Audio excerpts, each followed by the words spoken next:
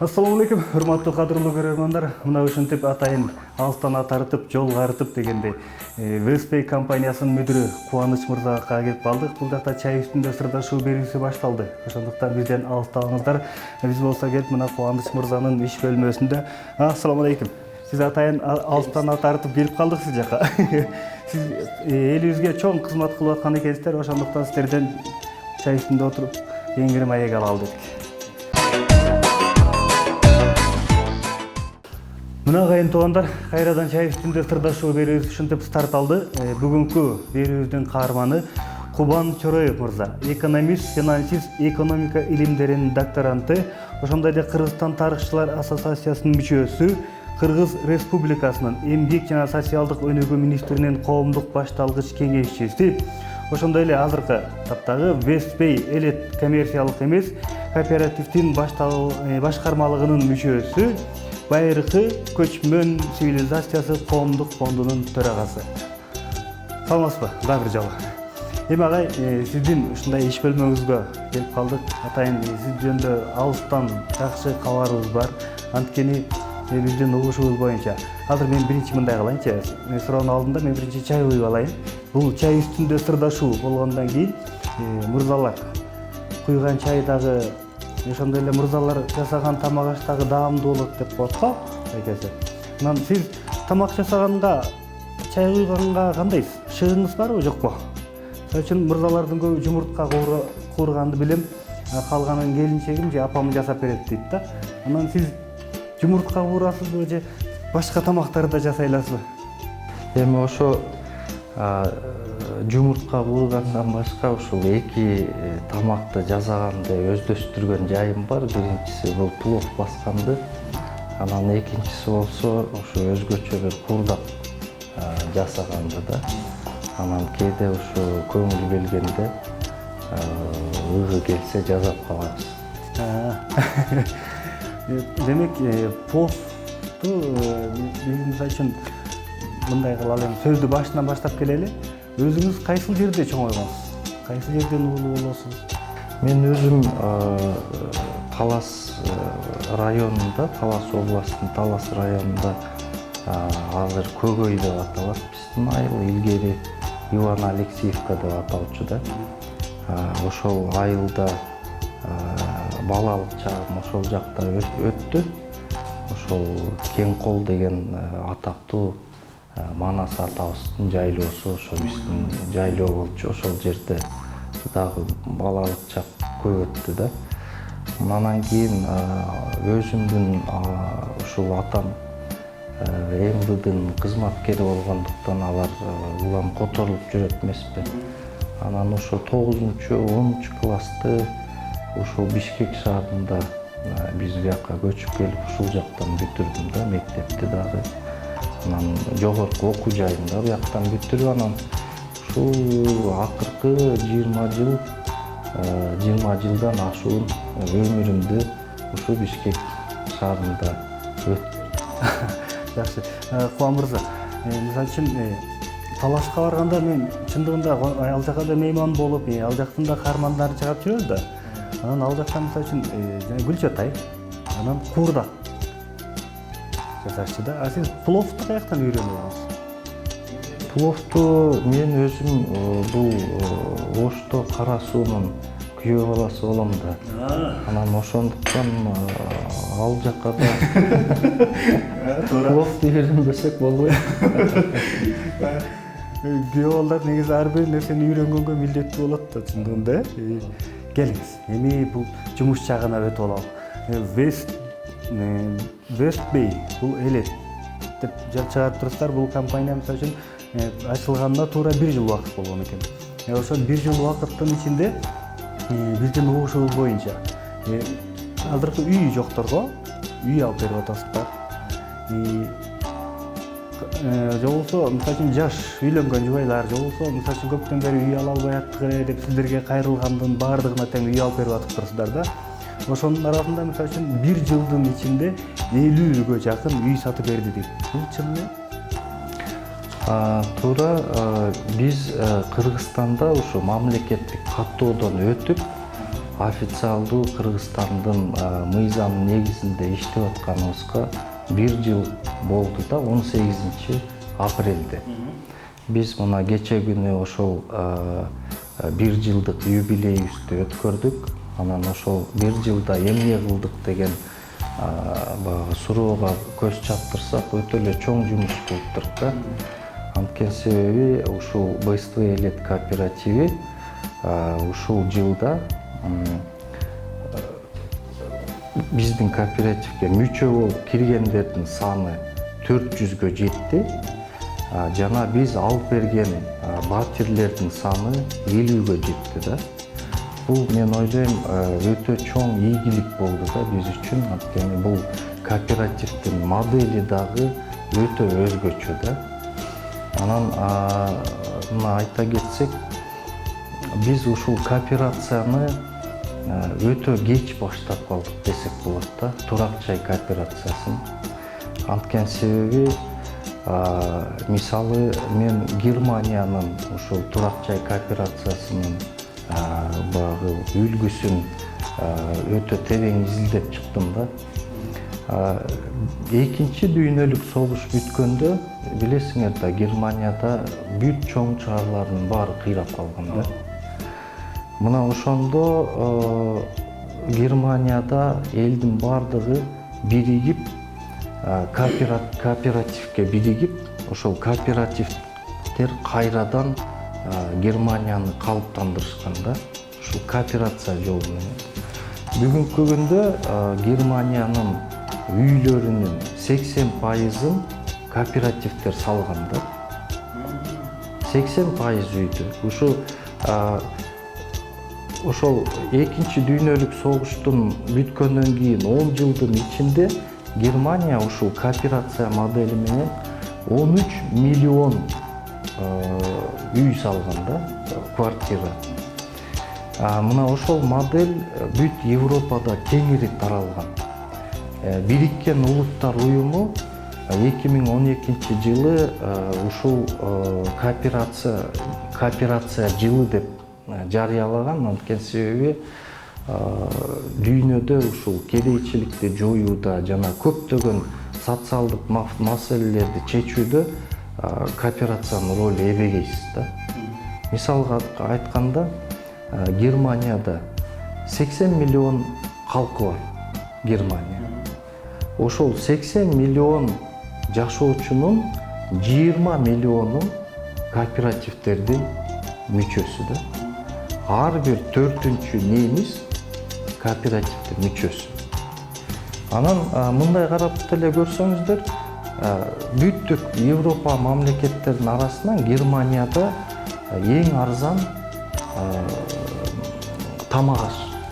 Тамак аштын баасы Германияда Кыргызстандай эле да. Бирок айлыктары бизден 20 эсе көп. Супермаркетине киргиле, нанды алгыла, сүттү алгыла, жумуртканы алгыла, баасын көргүлө.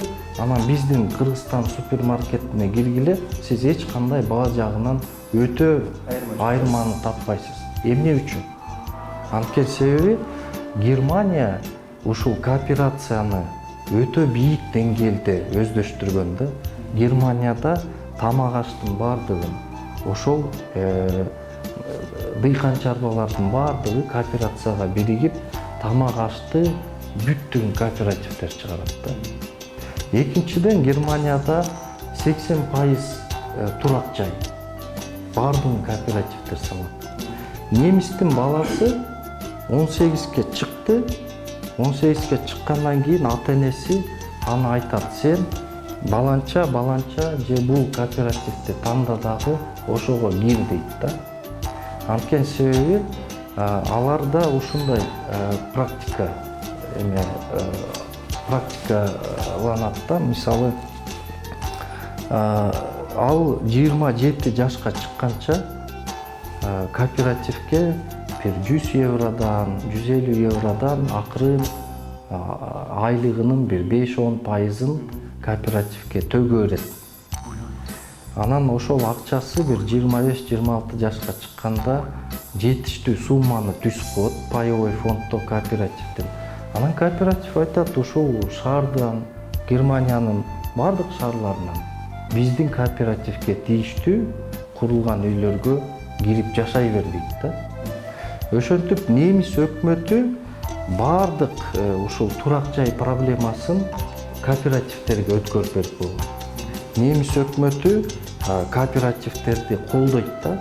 Алар эгерде кооператив 1 миллиард мисалы евро акча паевой фондуна чогултса, анда немис өкмөтү аларга ошонун бир 10-15%-ын премия катары дагы үстүнөн кошуп берет да.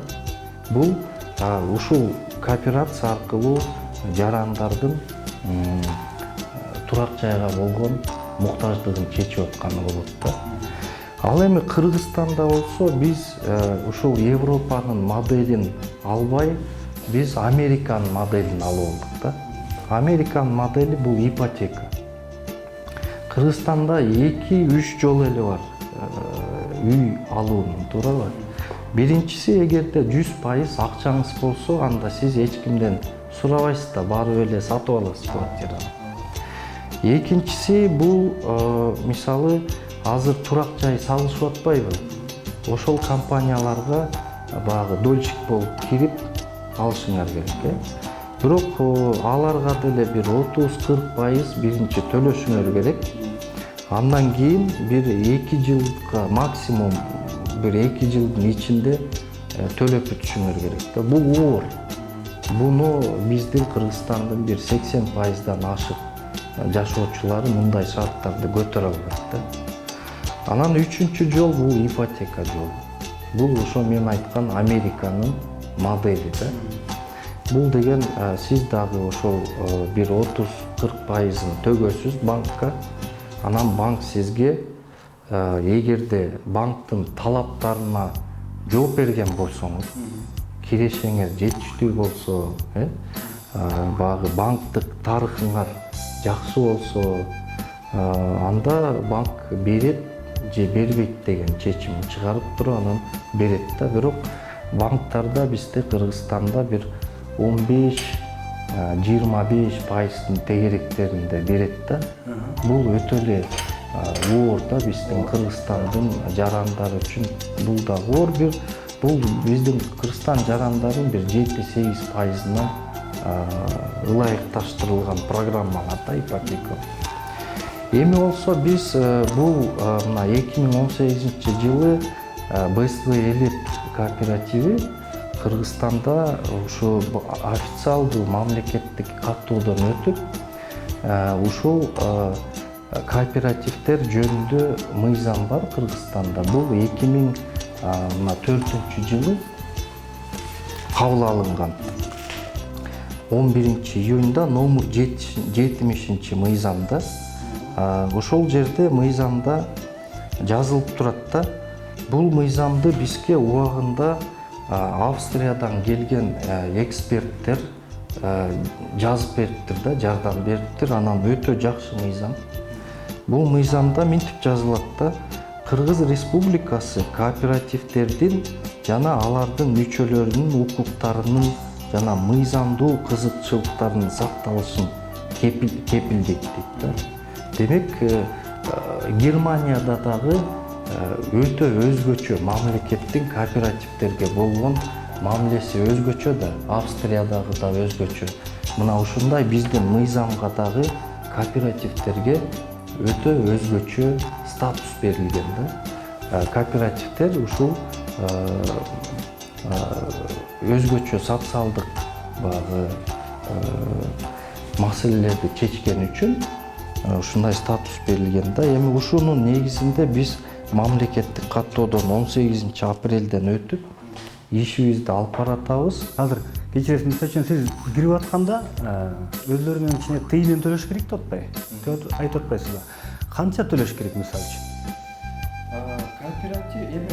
Кооперативге кириш үчүн мисалы үчүн ар бир жаран канча төлөп кириш керек? Паспортун алып алып, биринчиден кооперативде эгерде ал жарандын бүгүнкү күндө биз бир гана батирлерди алып берип атабыз да, жер үй эмес, батир. Кыргызстандын бардык ири шаарларынан, бул мисалы Бишкек, Ош, Жалал Абад, Каракол, Талас ушундай шаарлар. Ошол жерде батирлерди сатып алса болот да. Эгерде батирдин баасы 1,5 миллион сомго чейин болсо, анда кооперативге кирүү акысы бир 81 000 сомдун тегерегин түзөт да. Эгерде кооперативге кирип ала турган батирдин баасы 1,5 миллион сомдон 10 миллион сомго чейин болсо, биз 10 миллион сомго чейин батир алып бергенге ушул кооперативдин программасы шарт түзгөн да. Анда ал 161 000 сомдун тегерегинде акча төлөйт да. Ушул кооперативдин акча кооперативдин өнүктүрүү фондуна төлөнө турган акча, жана бул акча ошол уставда каралган, биздин уставда каралган кооперативдин өнүктүрүү жолдоруна сарпталат.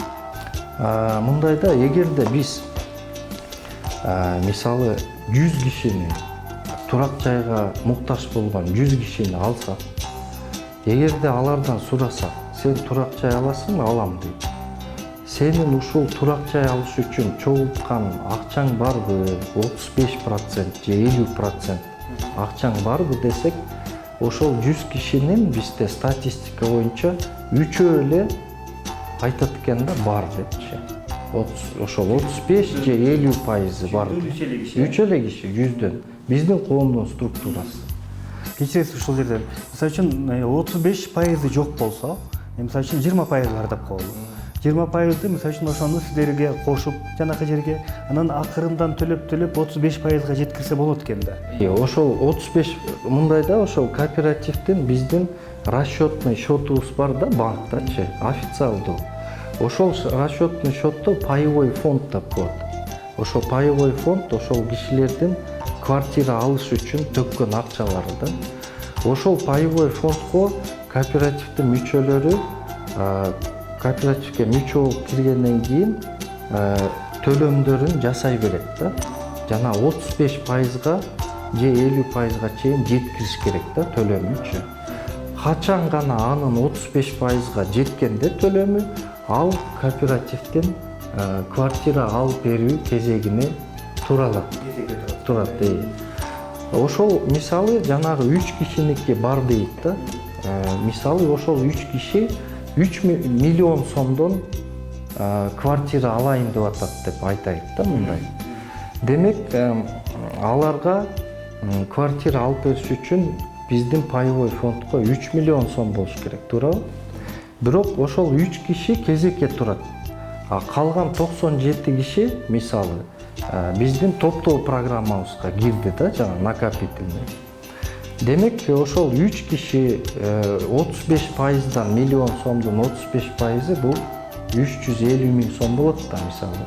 350 000 сомдон төгүп кезекке турса, демек биздин паевой фонддо пайлык эсепте 1 миллион 50 000 сом болуп калат, туурабы?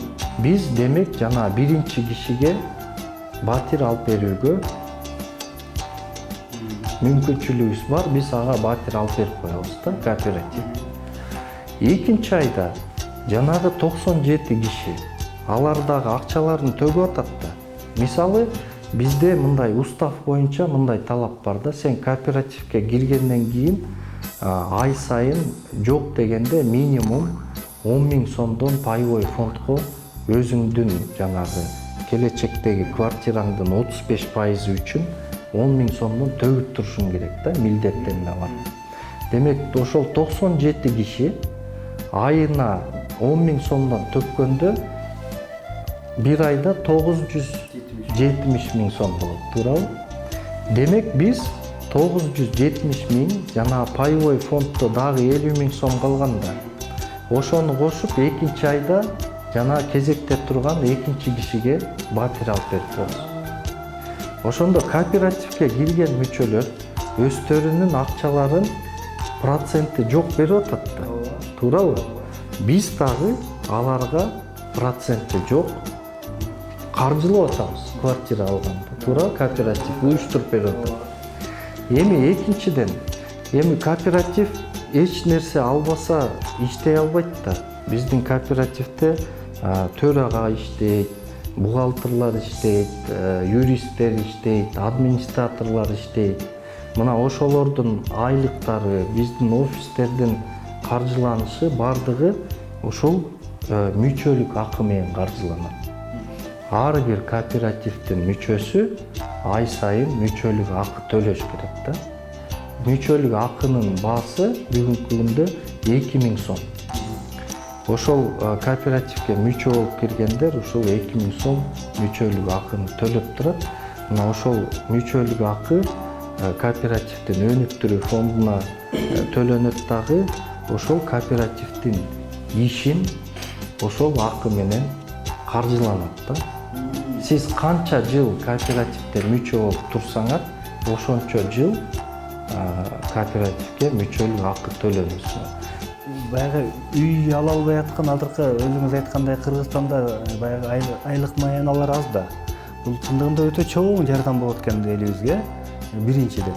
Экинчиден мисалы үчүн жанакы кезекке турат деп атпайсызбы? Кезек менен жазылгандан кийин кимдин акчасы көбүрөөк болсо ал кезекти бузуп кете береби?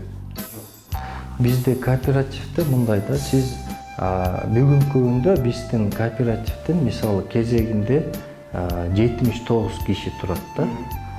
Сиз эгерде 35%-ын чогултуп төгө турган болсоңор, сиз 80-чи мүчө болуп каласыз да.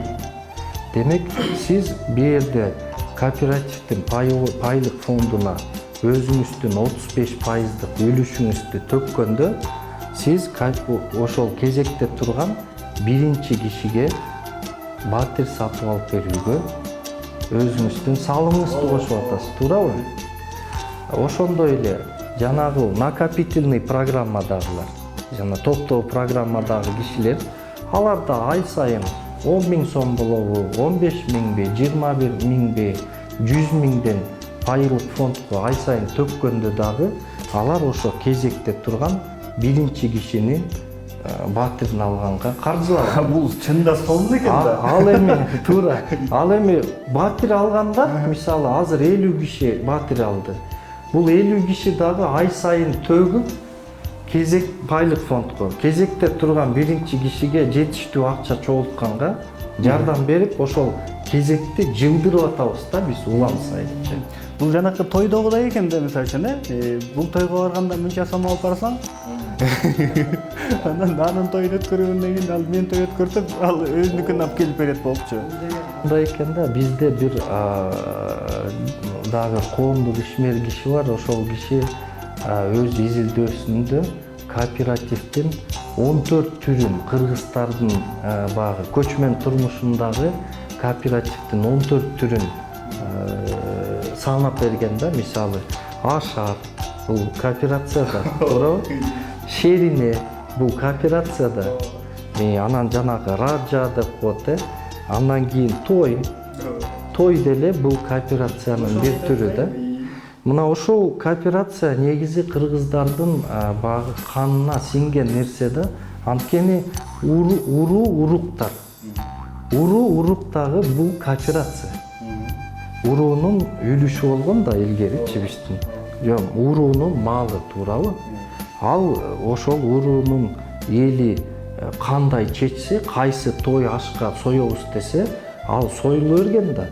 Ал бул менин атым же тигинин жылкысы деп айткан жок болгон да.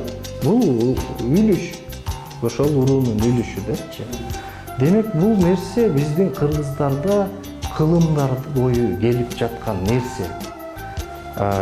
Бир гана жери, мисалы, ал нерселер мыйзамда жазылган эмес да, каралган эмес. Биздин кооперативдин иштөө тартиби ушул Кыргыз Республикасынын кооперативдер жөнүндө мыйзамында, анан биздин уставда каралган да. Демек, ошол мындай оюн сыяктуу, бирок баардык буну түшүнүш керек да, эмне үчүн депчи. Анан бизде мындай да баардыгы коркот да. Бизде Кыргызстанда чындыгында эле өтө көп ар кандай мындай жанагы хайп пирамидалар толуп кеткен да биздин эмедечи, рынокточу. Анан ошондуктан бизде элдер жанагы айранды үйлөп ичип калышкан да баардыгычы. Анан албетте бул дагы туура, баардыгын текшериш керек. Биринчиден бул кооператив Кыргызстанда мыйзамдуу юстиция министрлигинде катталганбы, анын уставы барбы, ал ошол келген элдер менен келишим түзөбү, түзбөйбү, кандай келишим түзөт, ушул суроолордун баардыгын мына биздин ушу БСТ элит кооперативи толугу менен жооп берет. Кыргызстан мыйзамына баардыгы да. Анан дагы айтышат да, биз төгүп коюп, анан орточо эсеп менен азыр бизде 35%-ын төккөндөр бир 6 айдын аралыгында алышып атат да. Мисалы, мого 50 квартира ушу орточо эсеп менен 6 айдын аралыгында алгандар да. Жанагы 400 киши биригип алып дейли. Ошо 6 айдын ичинде 50 кишиге ушундай үй алып берип коюп турат. Ошол 400 киши биригип алып бердик. Эми Кудай кааласа өтө жакшы процесс болуп атат, бизде жүрүп атат. Мисалы, биз жумасына өткөн жумада эле оформленияга 5 квартира эметтик да, жөнөттүк да. Ошол очередке келип калган, акчалары даяр. Эми ошол квартираны бизде кооперативдин мүчөлөрү өздөрү тандайт. Тандоо укугу биздин уставда боюнча ошол кооперативдин мүчөлөрүнө берилген да. Жакшы экен. Азыр кечиресиз.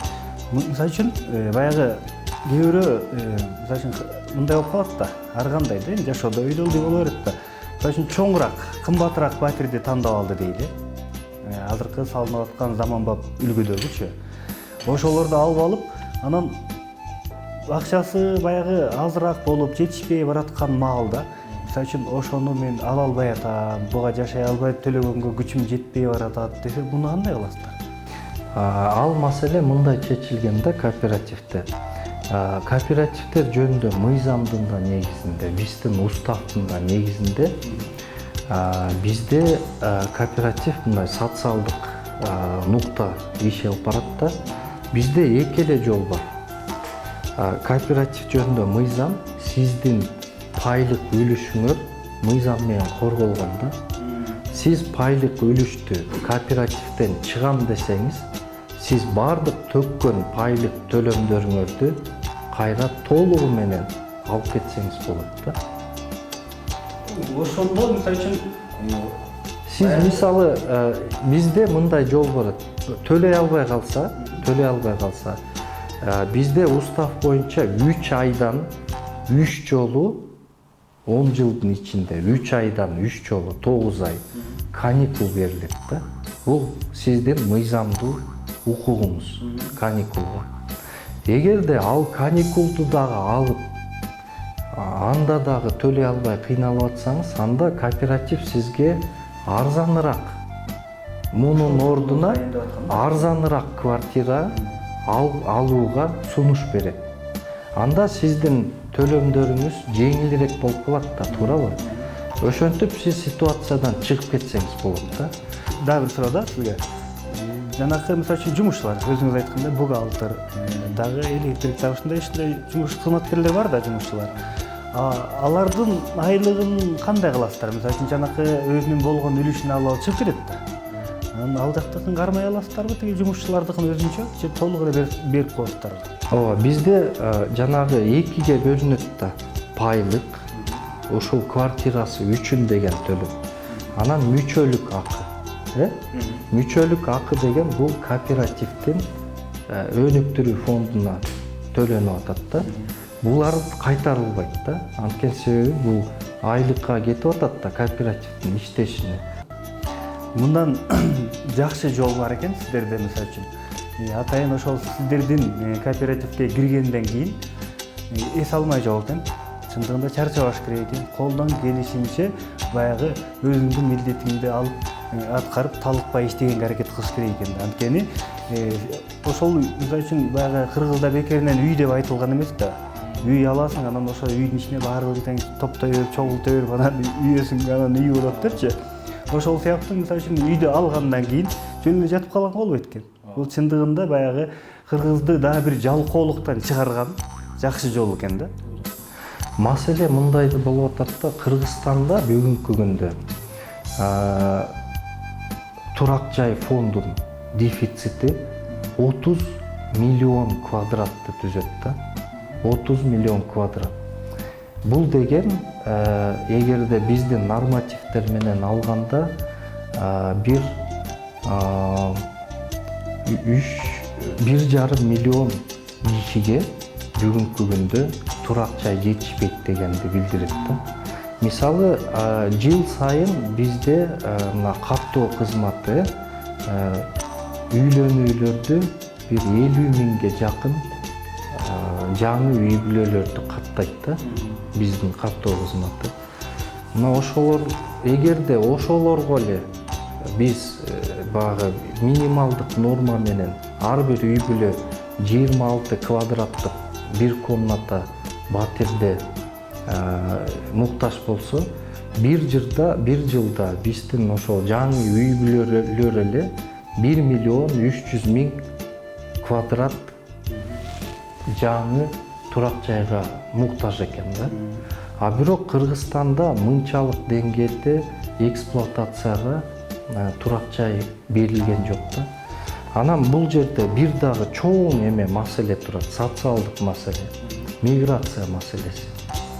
Бизде айтабыз, Россия Федерациясында эле бир 600 миңге жакын эмгек мигранттары бар. Биз айтабыз, Казакстанда эле бир 70 миңге жакын эмгек мигранттары бар. Жалпысынан бир миллион экономикалык жактан активдүү багы иштей турган жарандар бизде сыртта иштеп жүрөт да.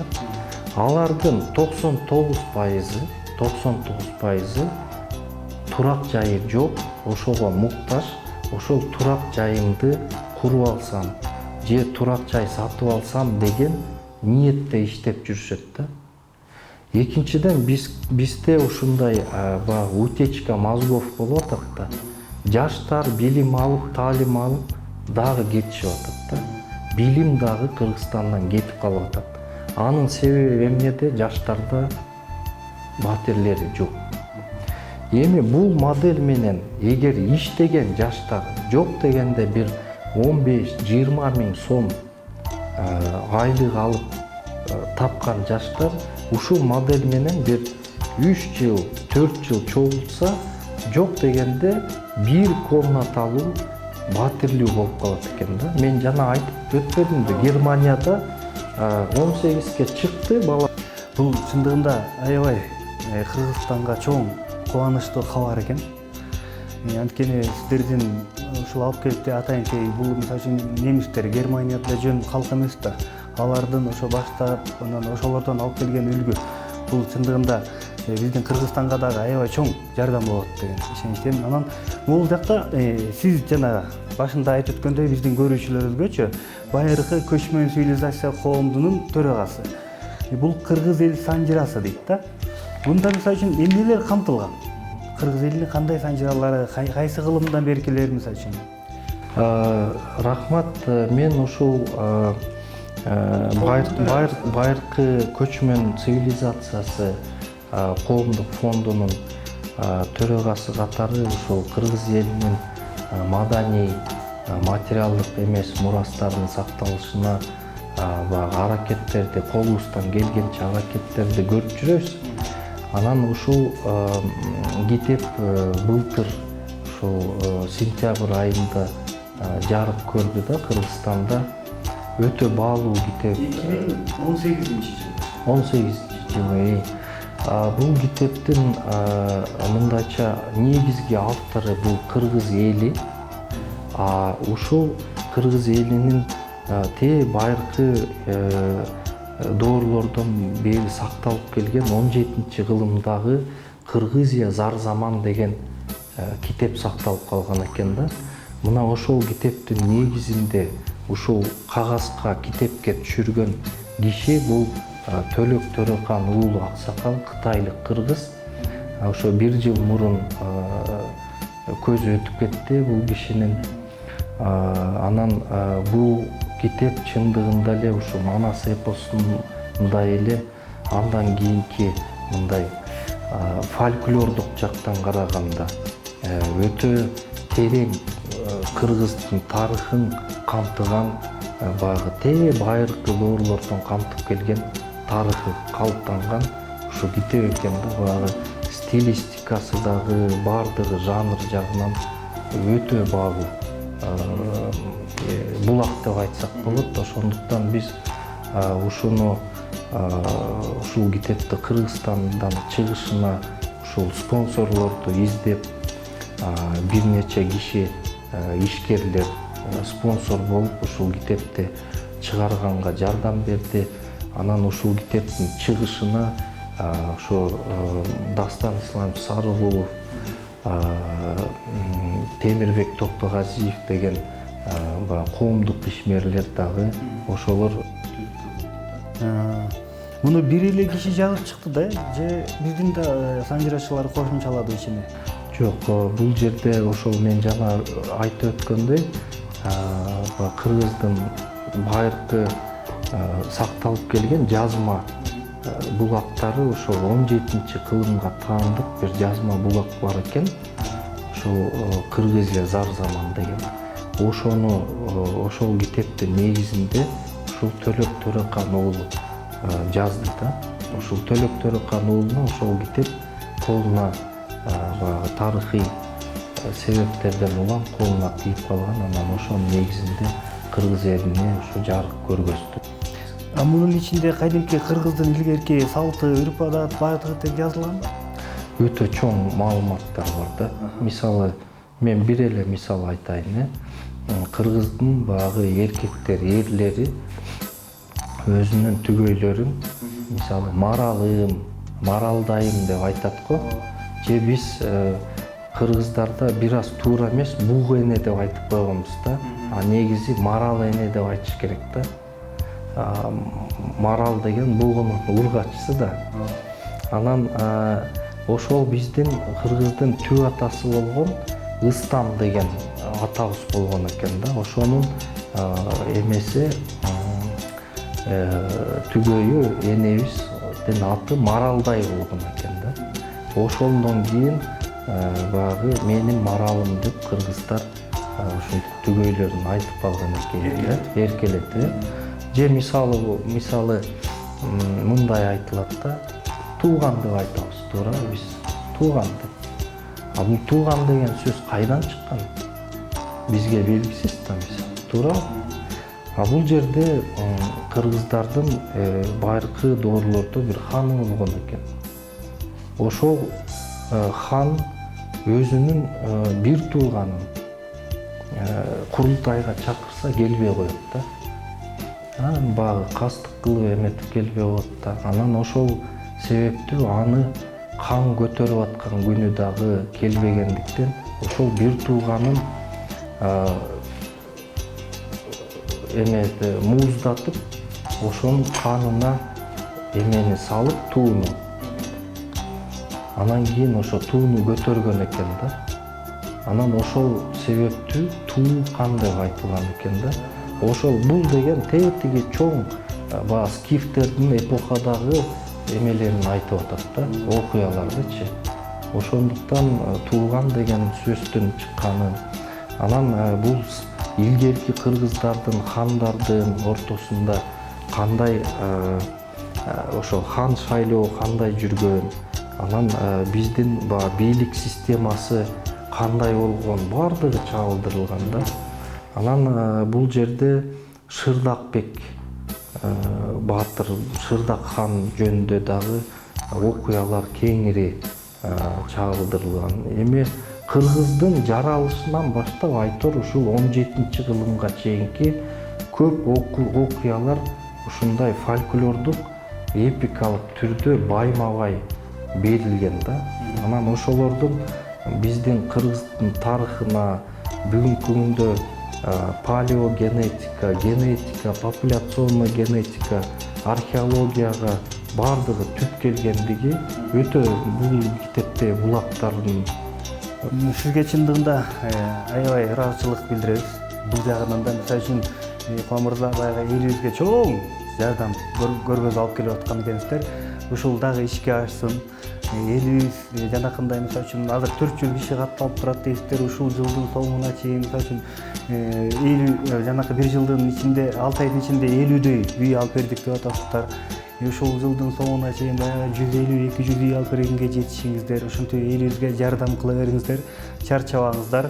Урматтуу телекөрүүчүлөр, биз кайрадан ушундай эфирде чай үстүндө сырдашып, эфирде жолукканга чейин аман болуңуздар.